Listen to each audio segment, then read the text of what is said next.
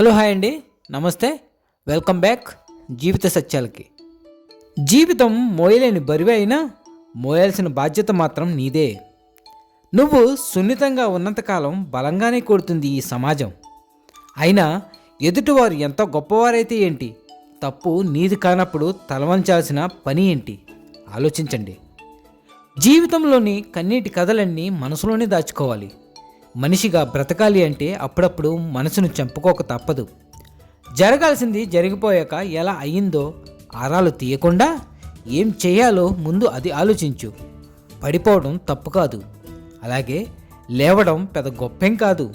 నిన్ను పడదోసిన వాడి పని పట్టకపోవడమే పెద్ద తప్పు. గుర్తుంచుకోండి, జీవితంలో అన్ని అనుభవాలను నేర్పేది ఒక్క మధ్యతరగతి జీవితమే.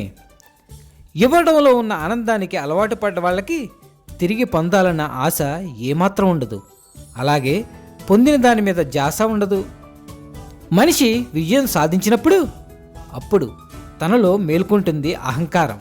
ఇక అలాగే మనిషి తరచుగా ఒక విషయాన్ని మర్చిపోతూ ఉంటాడు. వంగి ఉండటం. ఆలోచిస్తూ ఉంటారు, నేను వేరే వాళ్ళ ముందు ఎందుకు వంగి ఉండాలి అని. అవునా? ఇక అలా అవుతుంది అంటే మనిషి ఒక ముఖ్యమైన విషయాన్ని మర్చిపోతూ ఉంటాడు. ఈ ప్రపంచంలో, ఈ జీవితంలో ఏదైతే పొందాడో అది తను వంగే పొందాడు అని. బాల్యంలో నడవటం ఎలా నేర్చుకున్నాడు? ఈ భూమిపైన వంగే, పడుతూ లేస్తూ. పెద్దవారి ఆశీర్వాదాలు ఎలా తీసుకుంటాం? వంగే తీసుకుంటాం.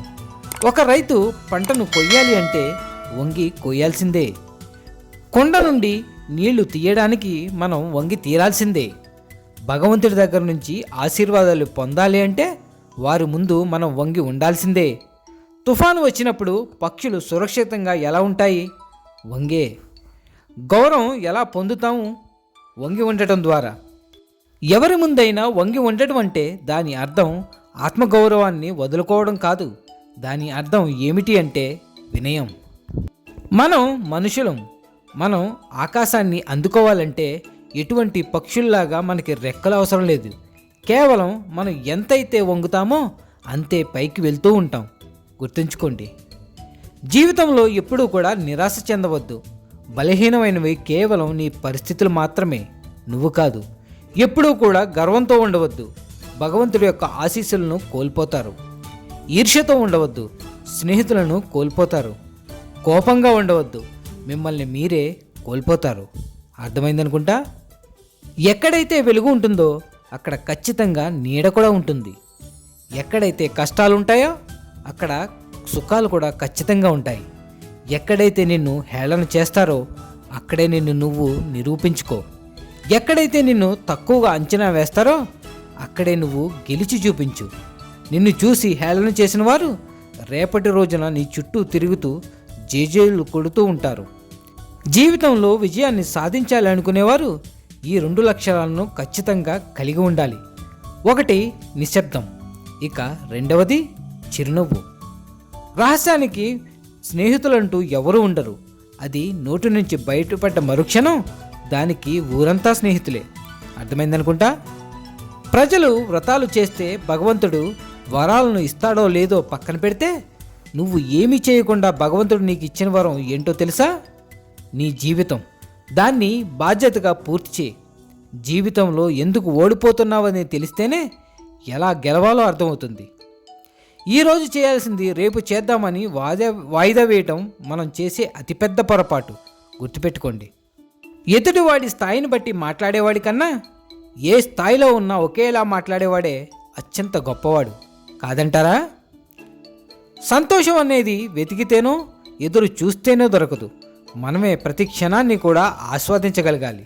సమస్యలు వచ్చాయని ఏడుస్తూ కూర్చుంటే బాధలు నీ బంధువులుగా మారి తరచూ మీ ఇంటి తలుపులను తడుతూ ఉంటాయి. మీరు గెలుపు కోసం అతిగా ఆలోచించకండి. వచ్చిన అవకాశాన్ని సక్రమంగా ఉపయోగించుకుంటే చాలు. నిద్రలో వచ్చే కళలు నిజం కావు. ఏ కళ కోసం అయితే నీ నిద్రను వదులుకుంటారో అవి మాత్రమే నిజం అవుతాయి. అర్థమైందనుకుంటా.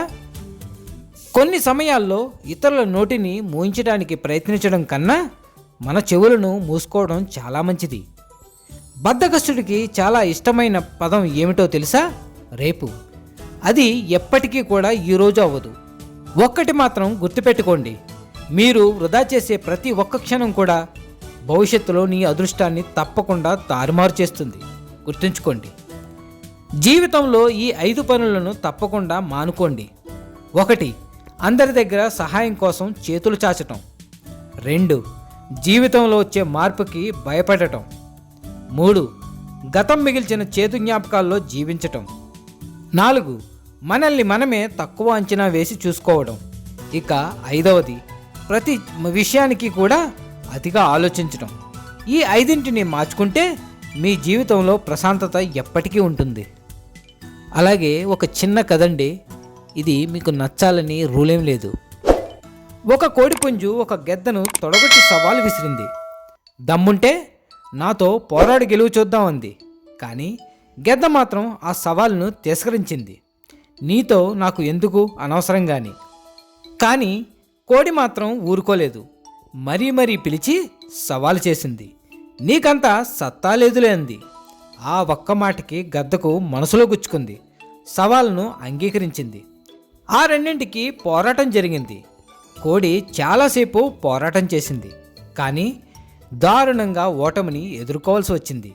ఓటమి తర్వాత కోడి తన ప్రాణాలను కాపాడుకోవడానికి భయంతో పరుగులు పెట్టింది. గెద్ద ఆ చిన్న యుద్ధాన్ని ముగించుకొని గూటికి చేరుకుంది. కానీ అక్కడ గూట్లో తన గుడ్లన్నీ మాయమయ్యాయి. అదును కోసం చూసిన పాము గద్దగుడ్లను మింగేసింది. పోరాటం గెలిచింది, కానీ జీవితాన్ని పోగొట్టుకుంది. అప్పుడు అర్థమైంది గ్రద్దకు, కొన్ని సవాళ్లను ఎదుర్కొని పోరాడి గెలవడం కంటే వదిలేయడం చాలా మంచిదని. మనల్ని కూడా అలాగే కొన్ని అనవసరమైన గొడవల్లోకి లాగడానికి ప్రయత్నిస్తారు. గ్రద్దని నీకు సత్తా లేదని రెచ్చగొట్టినట్లు మరెన్నో మాటలతో బోల్తా కొట్టిస్తారు. అహాన్ని రెచ్చగొట్టే ప్రయత్నం చేస్తారు.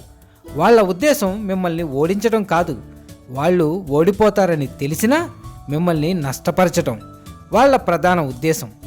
అలాగే మనుషులు ఆకారం పెంచుకోవడం గొప్ప కాదు, ఆలోచన శక్తిని ఆకారంతో పాటు పెంచుకోవడం చాలా ఇంపార్టెంట్. ఏమంటారు? ఏదేమైనా సర్వే జన సుఖినో భవంతు.